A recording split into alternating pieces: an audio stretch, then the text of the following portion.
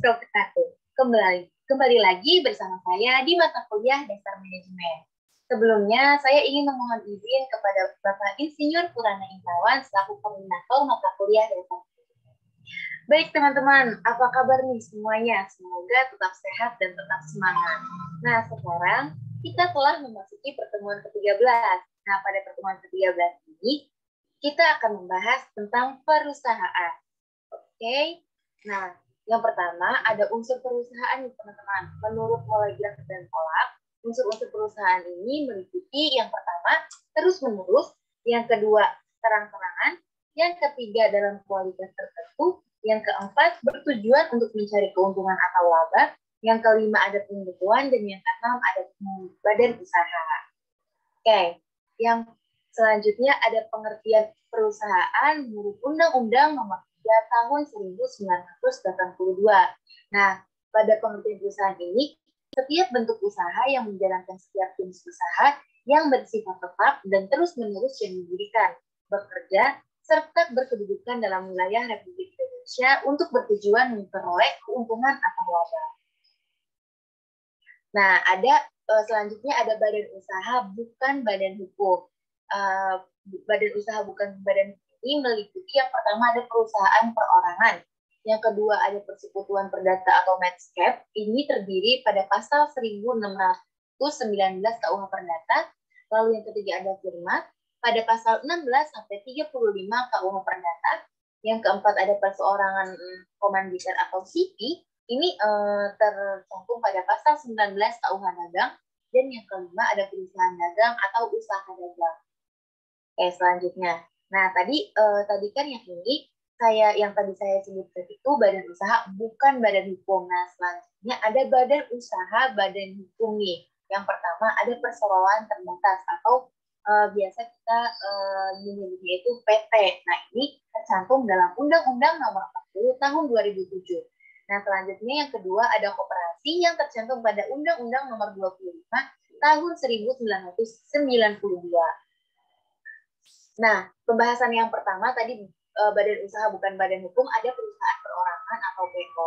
Nah, pada perusahaan ini, perusahaan yang didirikan dan dimiliki oleh hanya seorang pengusaha yang memikul risiko secara pribadi.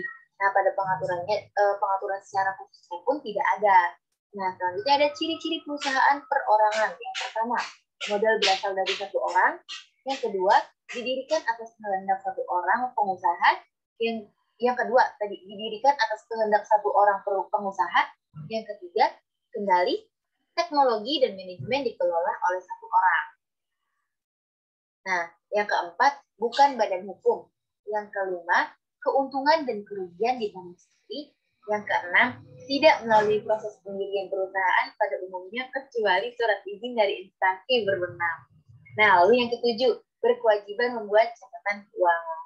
Selanjutnya, ada tanggung jawab pemilik perusahaan perorangan. Yang pertama, tidak ada pemisahan kekayaan antara pribadi dan perusahaan.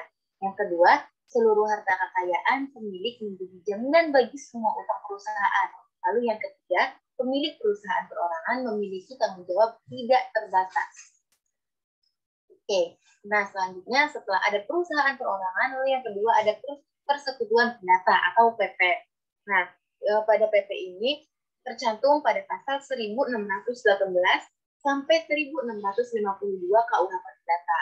Lalu suatu perjanjian pada persekutuan perdata ini merupakan suatu perjanjian dua orang atau lebih yang mengikatkan diri untuk memasukkan sesuatu ke dalam persekutuan dengan maksud membagi keuntungan yang terbit padanya.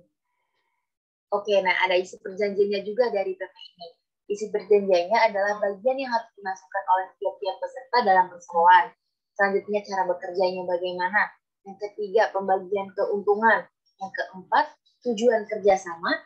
Yang kelima, panjang waktunya atau lama waktunya. Dan yang keenam, hal-hal lain yang dianggap perlu. Selanjutnya ada modal atau kekayaan. Pada yang tercantum pada 1919 KUH Perdata. Lalu yang kedua ada pemasukan dari uang sekutu. Nah, pemasukan ini berupa uang. Yang pertama ada berupa uang. Yang kedua barang atau benda-benda yang layak bagi pemasukan. Yang ketiga ada tenaga kerja. Selanjutnya yang ketiga ada persekutuan firma. Nah, pada pasal 16 sampai 35 KUH Dagang dan pasal 1618 sampai 1652 KUH Perdata.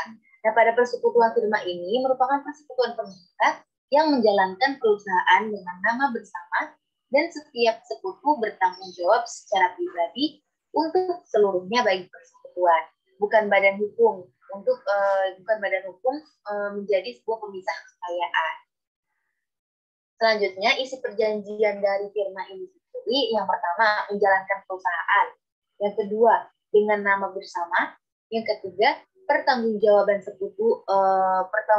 firma yang bersifat pribadi dan keseluruhan. Di sini tidak hanya harta yang dimasukkan, tetapi harta milik pribadi juga. Nah, selanjutnya ada firma ini termasuk bukan badan hukum. Nah, pendirian firma ini tercantum pada pasal 22 sampai 23 KUH Dagang. Yang pertama, tahap akta otentik. Yang kedua, tahap pendaftaran akta firma. Yang ketiga, tahap pengumuman di berita negara. Oke, selanjutnya yang keempat ada Komandinter Vennootschap atau biasa disebut dengan CP.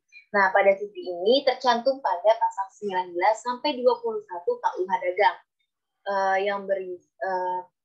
CP ini menurut Geldtheater, menurut IG Wijaya, berarti suatu perusahaan yang didirikan oleh satu atau beberapa orang secara tanggung-menanggung, bertanggung jawab untuk seluruh atau bertanggung jawab secara solider dengan satu orang atau lebih sebagai pelepas uang atau Geldtheater.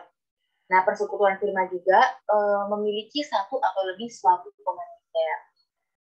Nah, macam-macam sekutunya itu yang pertama ada sekutu komanditer diam-diam, yang kedua ada sekutu komanditer terang-terangan, dan yang ketiga ada sekutu komanditer dengan saham. Nah, pendirian CV ini yang pertama anggaran dasar. Ada anggaran dasar. Yang pertama ada nama dan tempat kedudukan. Yang kedua, maksud dan tujuan pendirian dari CV ini apa? Yang ketiga, jangka waktu berdirinya. Yang keempat, modal persekutuan. Yang kelima, sekutu komanditer. Yang keenam, kewenangan sekutu. Yang ketujuh, ada pembukuan. Yang kedelapan, ada pengaturan laba rugi. Dan yang kesembilan, dan lain-lain sebagainya. Nah, selanjutnya ada koperasi. Nah, koperasi ini sudah termasuk ke dalam suatu perusahaan berbadan hukum. Nah, terus pada koperasi ini juga tercantum pada Undang-Undang Nomor 25 Tahun 1992 tentang perkoperasian. Nah, pada koperasi ini merupakan badan usaha yang beranggota orang-orang atau badan hukum koperasi dengan melandaskan kegiatan berdasarkan prinsip koperasi, sekaligus sebagai gerakan ekonomi rakyat yang berdasar asas kekeluargaan. Nah, jenis-jenis koperasi itu yang pertama ada koperasi bentuk hukum keanggotaan. Seperti contohnya ada koperasi primer dan koperasi sekunder. Lalu yang kedua ada fungsi dan kebutuhan. Ada koperasi simpan pinjam, ada koperasi konsumen, ada koperasi produsen, dan ada koperasi desa. Nah, selanjutnya ada modal koperasi. Yang pertama ada modal sendiri, seperti simpanan pokok, simpanan wajib, dana cadangan, dan hibah. Nah, simpanan pokok ini merupakan sejumlah uang dengan jumlah uang yang sama yang wajib dibayarkan oleh anggotanya kepada koperasi dan tidak dapat diambil kembali selama menjadi anggota koperasi. Lalu ada simpanan wajib, sejumlah simpanan dalam jumlah tertentu yang dibayarkan oleh anggota kepada koperasi pada waktu tertentu dan tidak dapat diambil kembali selama menjadi anggota koperasi. Selanjutnya ada dana cadangan, sejumlah uang yang diperoleh dari penyisihan sisa hasil usaha koperasi yang ditujukan untuk menambah modal dan atau menutup kerugian yang dialami koperasi. Selanjutnya ada hibah. Hibah ini sejumlah simpanan yang diperoleh dari pemberian yang berasal dari anggota koperasi yang tidak dapat ditarik kembali karena sudah menjadi hak milik koperasi. Nah, selanjutnya ada modal pinjaman juga. Pada modal yang digunakan untuk pembangunan usaha koperasi yang berasal dari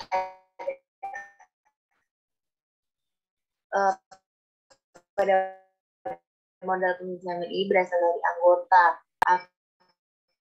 dan atau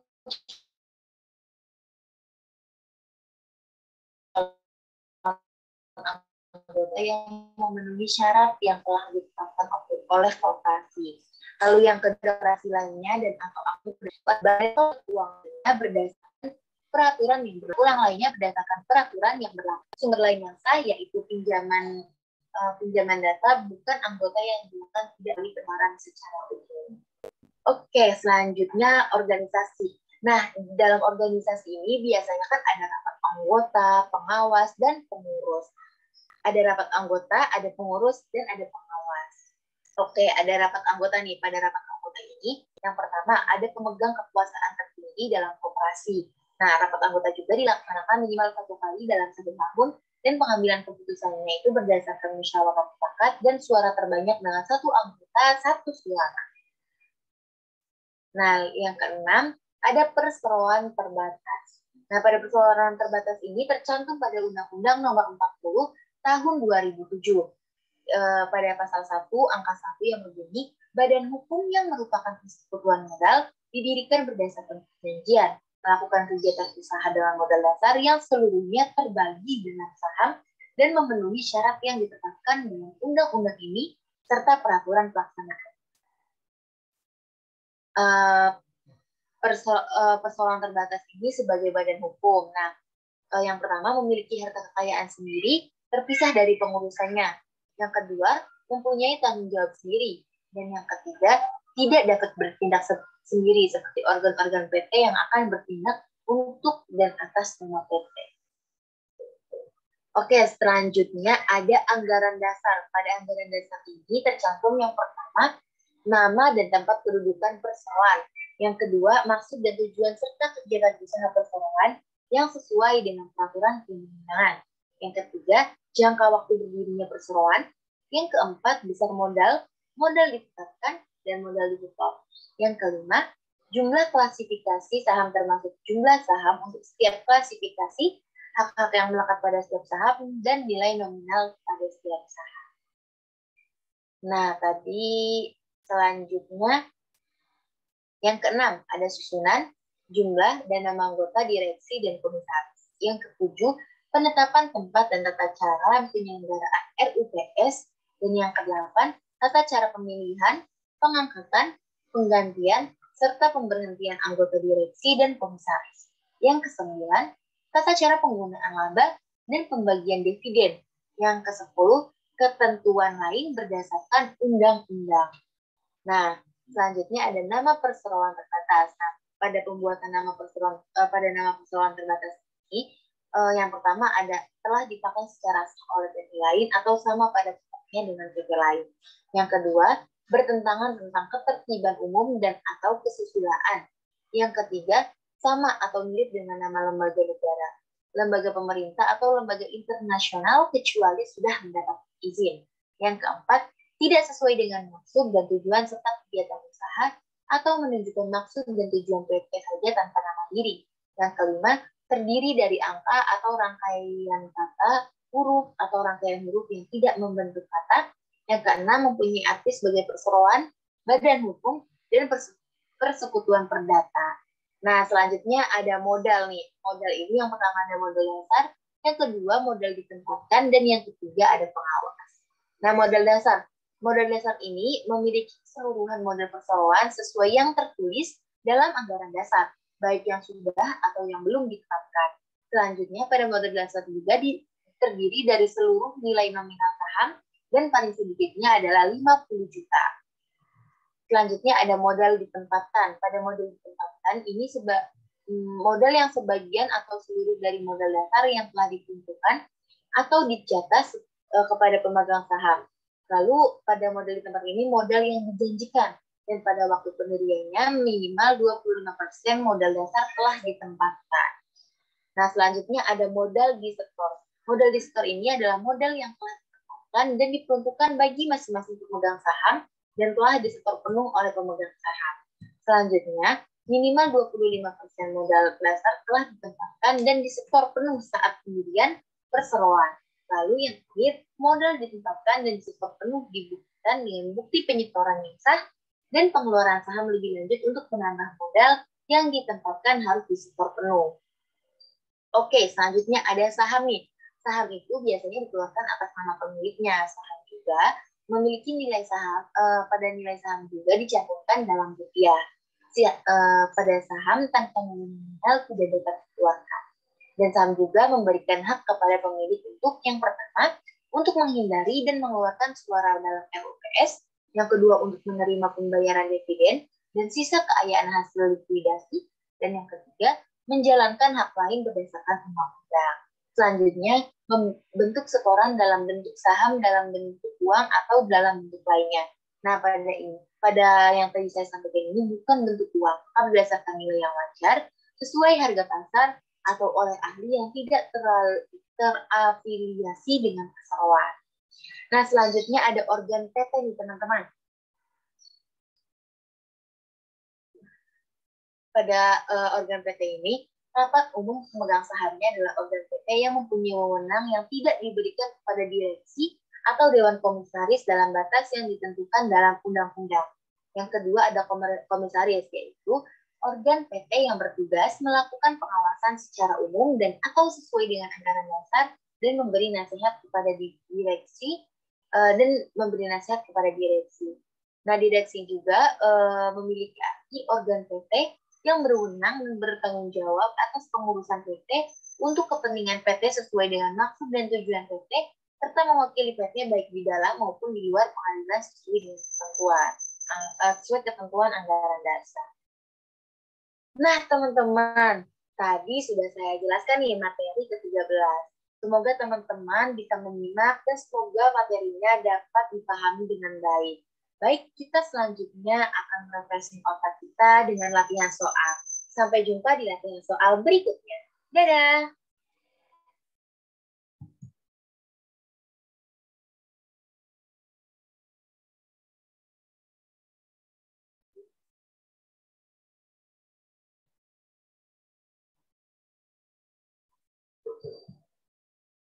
Baik teman-teman semua, nah tadi sudah saya jelaskan nih materi pertemuan ke-13 tentang perusahaan.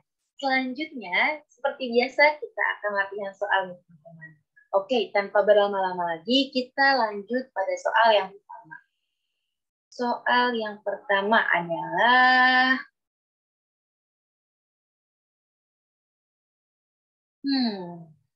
sebentar ya teman-teman.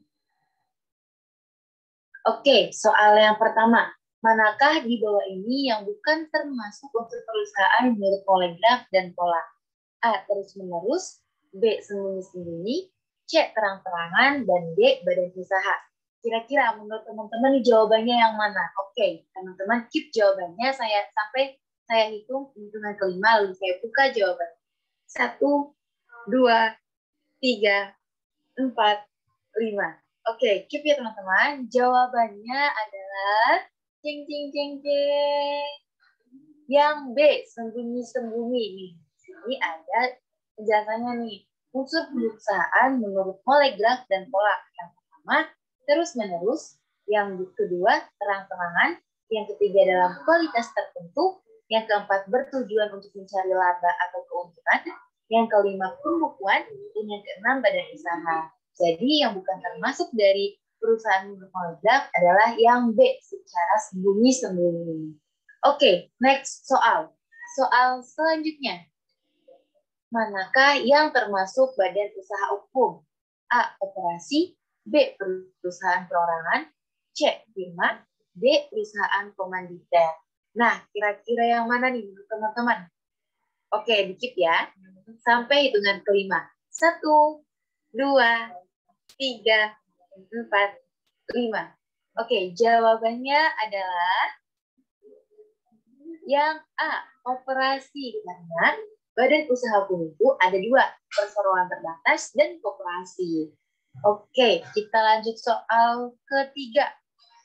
Nah, manakah yang termasuk ke dalam ciri-ciri perusahaan perseorangan? Yang A, modal berasal dari satu orang. Yang B, didirikan atas kehendak satu orang pengusaha. Yang C, jawaban A, B benar. Dan yang D, jawaban A, B salah.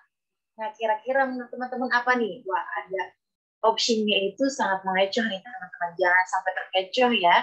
Oke, di keep. Dan saya hitung sampai 5 hitungan. 1, 2, 3, 4, 5. Oke, jawabannya adalah yang C. Jawaban A, B itu benar. Ciri-ciri perusahaan perorangan. 1, modalnya berasal dari satu orang. Benar. Dan yang kedua, didirikan atas kehendak satu orang pengusaha. Jadi jawabannya C. Jawaban option A, B itu benar. Oke, kita lanjut ke soal berikutnya. Manakah yang termasuk ke dalam komponen modal sendiri? A. Simpanan pokok. B. Simpanan wajib. C. Hibah. D. Semua jawaban benar. Nih, kira-kira menurut teman-teman yang mana nih? Oke, dikit ya teman-teman. 1, 2, 3, 4, 5. Jawabannya adalah yang D. Semua jawaban benar. Kata komponen modal sendiri, yaitu simpanan pokok, simpanan wajib, dana cadangan, dan hibah. Oke, kita lanjut ke soal terakhir nih teman-teman. Berasal dari manakah modal pinjaman? A. Simpanan pokok. B. Dana cadangan.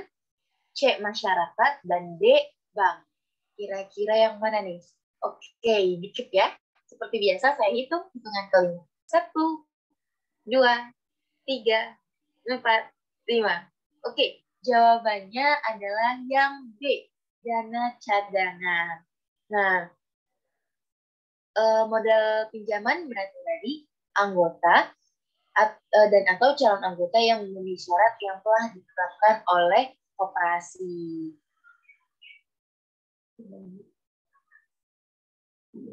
Koperasi lainnya atau anggota berdasarkan perjanjian kerjasama antar koperasi, bank atau lembaga keuangan lainnya berdasarkan peraturan yang berlaku.